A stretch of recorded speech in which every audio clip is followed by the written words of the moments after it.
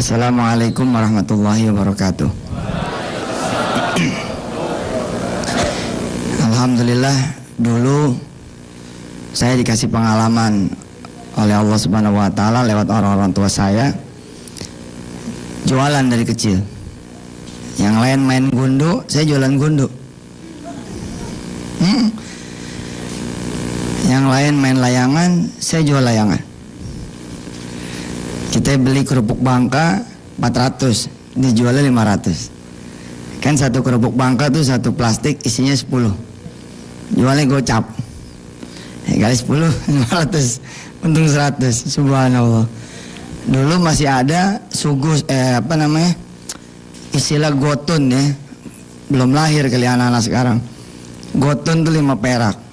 Ya, bisa dibayangkan kalau kemudian kita untung 100, berarti kita bisa punya properti banyak sekali itu. Nah, yang kebiasaan ini tidak ditemukan di kalangan pribumi.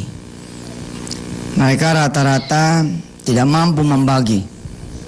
Jadi yang saya lihat gitu ya, kayak kita ini orang tua suka ngomong begini, udah belajar dulu, konsentrasi aja. Padahal persoalannya bukan konsentrasi.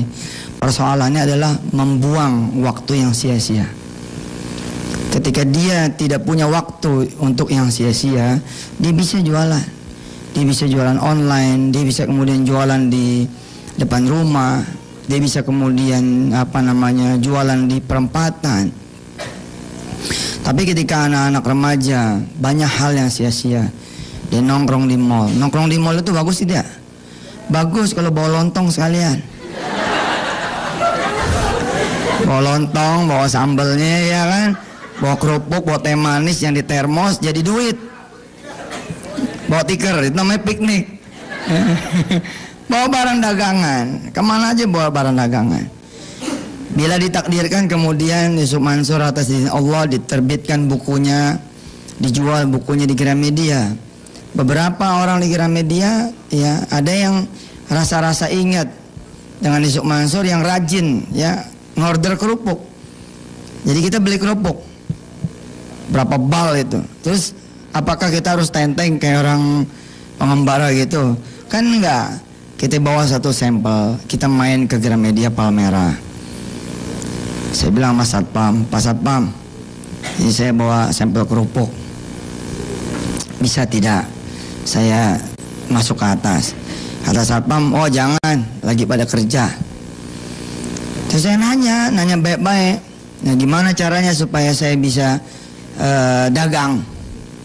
Bayangkan ya, seorang satpam aja akan ngasih unjuk. Nih perhatikan filosofinya. Tinggalin dulu handphonenya, BB-nya tinggal, BB-nya taruh dulu. Ini mahal nih ilmuwan. Oke. Perhatikan filosofinya. So when I came to Gramedia, I told to the security, hey, saya mau jual ini kerupuk. Gimana caranya? Boleh nggak saya ke atas? Si security bilang nggak boleh. Terus saya nanya, and I asked him, gimana caranya kalau saya mau dagang? Apa dia bilang? Tungguin di masjid aja Pak, atau tungguin di kantin. Nanti juga pada turun sholat zuhur dan pada turun makan. Emang boleh saya jualan di masjid? Nggak apa-apa Pak, tunggu di depannya aja. Emang boleh saya dagang di kantin? Nggak apa-apa Pak, asal jangan ngeganggu pedagang yang lain. Insya Allah nggak apa-apa. Ya sudah kalau gitu saya tunggu. Jam masih jam 10.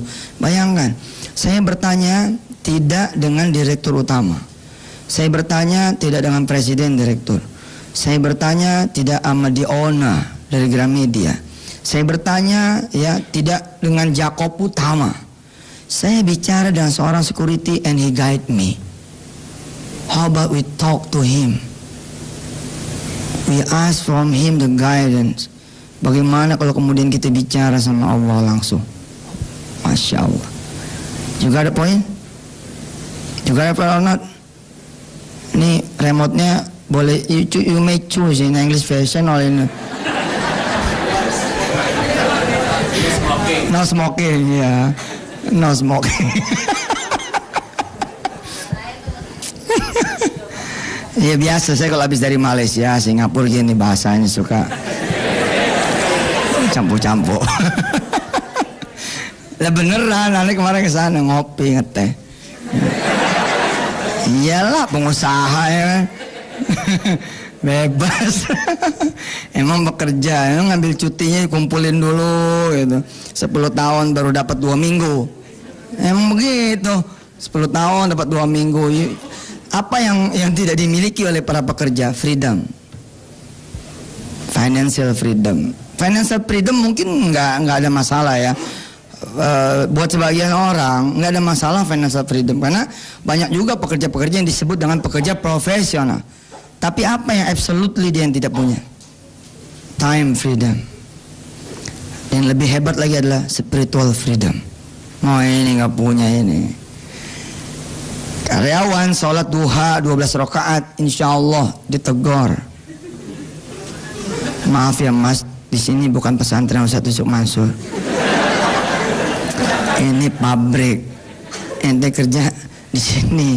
Mau sholat 12 rakaat. Oh saya doain pabrik ini. Insya Allah terusin aja sholatnya, langsung dapat surat tuh. Ya. Ente sebagai bawahan, kalau majikan anda, kalau pimpinan anda, bos anda ngomong begini, sholat zuhur kita jam 12 lewat 9, tapi kita selesaikan dulu. Sepakat? Nggak mungkin kita bilang maaf pak, nggak ada maaf, terusin. Spiritual freedom nggak dapat. Financial freedom, insya Allah lah. Di beberapa perusahaan-perusahaan yang bagus, ini urusan finansial ini diurus betul. Dia punya gaji di atas ya 10 juta, kemudian ditanggung biaya semuanya. Ya. Tapi yang tidak ya didapat oleh kebanyakan orang yang kemudian kerja di bawah bayang-bayang orang lain adalah time freedom. And then yang lebih Masya Allah lagi adalah spiritual freedom. Baik, saya datang bawa kerupuk dan bertanya, maaf dalam tanda petik, hanya dengan seorang security, dan dia memberitahu saya kemana, di mana, dan bagaimana. Apalagi kalau saya bertanya sama Allah. Kalau saya bertanya sama Allah, dia bukan saja akan menunjukkan saya jalan, tapi dia akan membuat saya mampu berjalan. Dia bukan saja membuat saya kemudian tahu apa yang harus saya lakukan, tapi dia juga akan membuat saya menjadi mampu melakukan. Subhanallah. Beberapa pertemuan yang lalu ada seorang pengusaha, calon pengusaha, dia datang. Yang saya bingungin, Ustadz, mau usaha apa? Justru saya bilang, ketika ente bingung mau usaha apa, cepet ambil air wudhu, sholat 2 rakaat, terus ngomong sama Allah, mau ngapain ya? Ada ide nggak sih? Pernah nggak? Prinsipnya sederhana, come to him and talk to him. Come to him, you just come to him. Pergi aja udah datang ke Allah, and then talk to him, lalu bicara sama dia. Ya Allah, gimana ya? Ada ide nggak sih? Gitu. Ngomong seperti ngomong sama manusia itu. Dan tobaan, absolutely dia beda, different. Oh, jauh lah maha. Dia bukan cuma mendengar loh. Ngomong sama saya aja saya bisa kasih solusi. Apalagi ngomong sama yang menciptakan Yusuf Mansur, menciptakan Mas Mono, menciptakan Mas Jody. Datang pada Allah dan bicara. Ada lagi nih masalah yang lain. Udah mas saya nggak punya ide, saya nggak punya duit ya Allah. Ini mau gimana nih? Insya Allah malaikat lapor. Yang ini double nih. Wadrat. Udah nggak tahu, ya? Bahasa Jawanya apa nggak punya duit? Ora duit. Ora gelem. Apa ora gelem? Ente jangan ngebohongin aneh.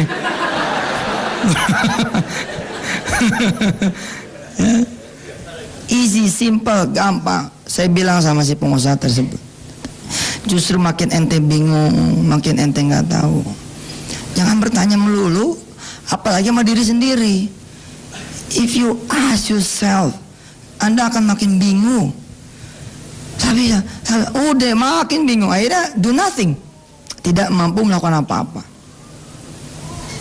Tanya sama Allah, datang pada Allah. Sama, dan ini berlaku universal. Saya cacak ya, part demi part, bagian demi bagian di Antv. Siapa yang rajin ngikutin Antv? Yang tidak nonton Antv silakan keluar. Jembak. Nonton tuh bagus, itu S2 ekonomi dan bisnis lewat itu. Lewat, simple, praktis, easy, and everybody can do it. Semua orang bisa melakukan itu. Hatta anak-anak SMA yang ganteng-ganteng, yang cantik-cantik, gampang bisa. Coba aja sholat subuh ngomong sama Allah, ya Allah hari ini saya pengen dagang. Cuma persoalannya saya nggak tahu mau dagang apa, dan saya nggak punya duit buat modal. Besok pagi subuh datang lagi ke Allah. Kalau perlu datang langsung ke rumahnya. Rumah Allah tahu di mana? Masjid, dan banyak sekali. Point of meetingnya banyak banget. Point of meetingnya, tempat pertemuannya, waduh, Allah mah gampang lah. Saya ulangi, ini simple sekali cara berpikirnya. Saya dagang kerupuk, saya tinggallah kerupuk-kerupuk saya itu di kamar kos saya. Ini kemudian saya bawa satu sampel, saya datang ke satu perusahaan, ketemu security-nya, saya pamit sama dia. Apakah si security pemilik dari perusahaan tersebut? Bukan. Dan dia adalah pekerja dari level, maaf, termasuk yang paling bawah. Tapi dia saja mampu menggait saya. Apalagi kalau saya nanya sama manajer, apalagi kalau saya tanya sama direktur. Kalau saya tanya sama direktur, umpama direktur ini om saya, om, wajibin dong semuanya beli kerupuk, beres. Sekali lagi saya tanya, you got the point? Yes. Pasti gampang kok ini. Cara berpikirnya gampang, easy logic. Kalau saya adalah seorang ponakan dari the owner of One Corporate, saya tinggal bilang, om, gimana nih caranya nih supaya barang saya laku? Udah lu bawa aja barang lu. Dikumpulin di karyawan-karyawannya.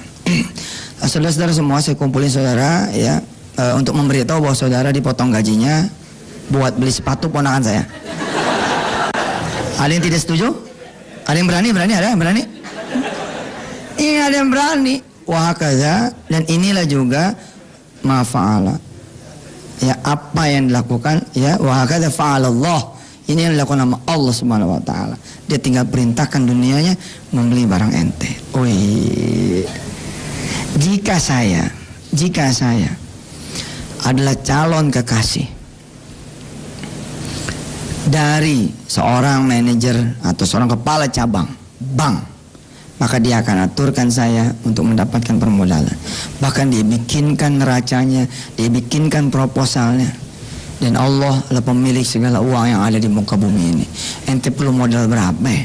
Tinggal datang, sujud, doa, dah kelar sudah. Ustaz, saya minta nggak pernah dapat. Nggak percaya saya. Berapa kali lu minta? Berapa kali lu minta? Kok sama manusia aja prosesnya ente disiplin kok. Pak datang lagi ya, minggu depan presentasi. Baik Pak, datang lagi. Dengan pakaian yang sama? Iya, dengan pakaian yang sama. Dengan minyak wangi yang sama? Iya, dengan minyak wangi yang sama. Tapi kenapa sama Allah? Saya udah minta ya Allah, saya udah minta. Saya pernah menemukan ya, seorang anak SD dengan omset di atas 10 juta rupiah satu bulan. Anak SD, anaknya Astri Ivo. Dia jual online. Nah nggak tanggung-tanggung yang dijual, mobil bos. Emangnya anak SD tidak bisa berpartner dengan showroom? Dia datang ke sana, dia foto, tak, dia taruh di laman webnya. Oke, okay? And then dia kasih langsung nomor handphone pemilik showroomnya. Apa sih yang dilakukan? Yang dilakukan adalah yang bisa dilakukan oleh Anda semua anak-anak SMA yang dirahmati Allah. Makanya saya bilang, yang sia-sia dijauhin. Nongkrong gak pukul lagu dijauhin. Ke mall gak bawa lontong jauhin. Ya, kalau perlu naik busway saja udah jualan, harusnya begitu. Mantap kan? Naik busway nih udah jualan. Permisi Pak, permisi. Saya ada jual prosesor nih. Insya Allah tuh namanya nggak tahu tempat. Di busway kok jual prosesor? Kira-kira yang pantas di baksonya jual apa? Minuman. Insya Allah ente langsung diturunin sama sopir. Tapi besok ente datang lagi lama-lama kasihan juga. Ya udah nggak apa-apa dah. Apalagi ente datangnya cakep. Begitu datang naik, taruh tuh 1 es di tempat sopir. Ini buat bapak saya mau dagangan. Insya Allah. Nah, di kereta. Di Indonesia ini kan negara paling enak ya. Nggak perlu izin sampai ente dagang. Mana ada begini digeser dikit ke Malaysia, apalagi ke Singapura, udah nggak bisa. Apalagi negara-negara maju nggak bisa. Ente mah dagang asal jangan ketemu terantip itu aja. Tapi insya Allah lah, insya Allah enggak gitu. Artinya apa? Tinggal masalah kemauan.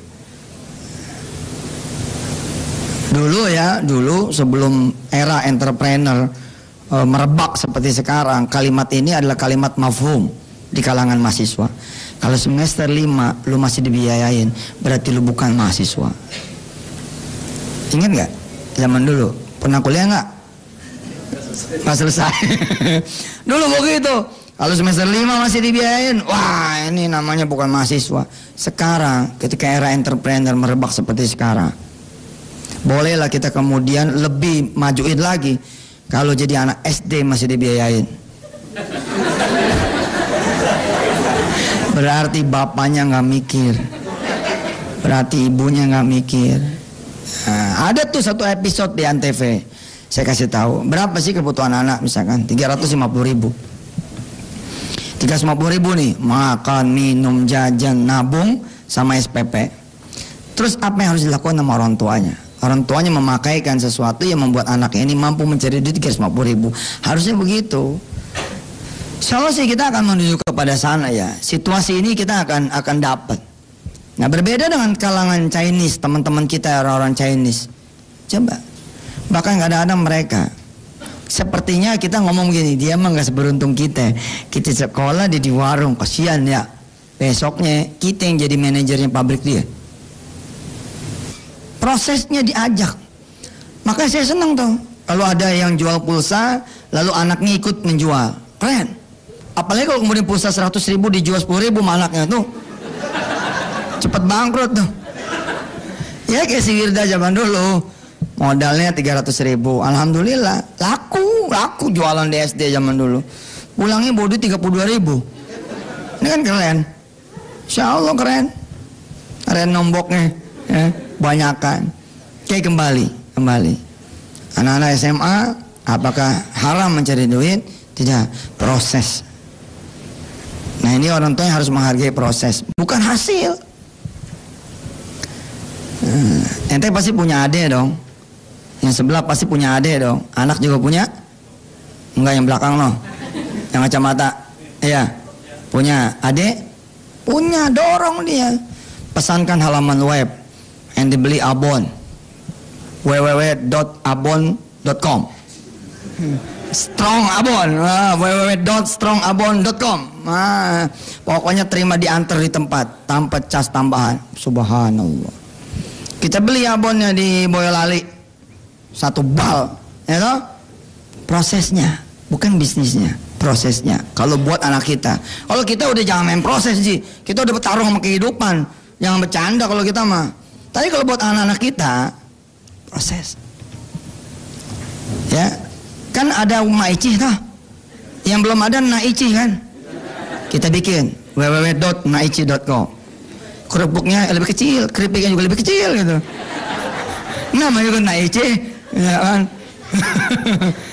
Insya Allah ada Mas Mono kan, belum ada Mas Mini. Nah, kita bikin www.masmini.com. Hanya tulang yang kita jual, sorry.